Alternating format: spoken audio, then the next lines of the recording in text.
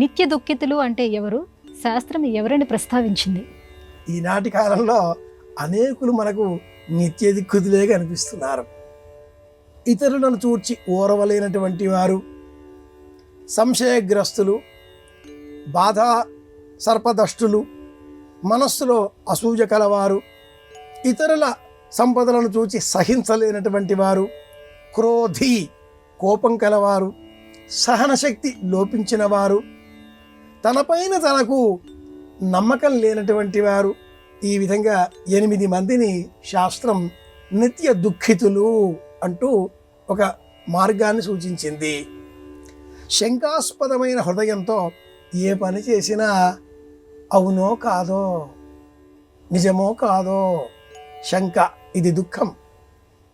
వారికి అది ఉన్నది నాకు లేదే, వారికి అంత కలిమి కలిగింది నాకెప్పటికి వస్తుందో రాదో, ఇలాంటి పోల్చుకోవడంతో దుఃఖం కలుగుతుంది. గౌతమ బుద్ధుడు అష్టాంగ సూత్రాన్ని అందించేటటువంటి క్రమంలో మూల సూత్రం ఒకటి ఈ 8 కలిపి చెబుతూ సమస్త దుఃఖాలకు మూలం కోరిక అన్నాడు. ఇది కావాలి దుఃఖానికి హేతువు. నేను ఇది పట్టుకున్నాను, ఇది బాధ్యతకు ఆధారం.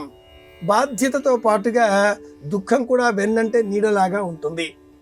ఇచ్చేస్తే, వదిలేస్తే, విడిచిపెడితే, ఆలోచనలు విడిచిపెడితేనే ఆనందం, అదే మోక్షం.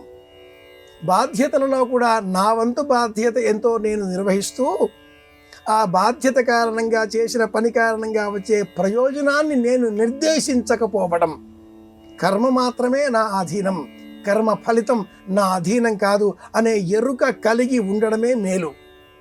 ఈ ఎరుక లేకపోతే, ఈ జ్ఞానం లేకపోతే అతడు నిత్య దుఃఖితుడు. వారే నిత్య దుఃఖితులు. ఇది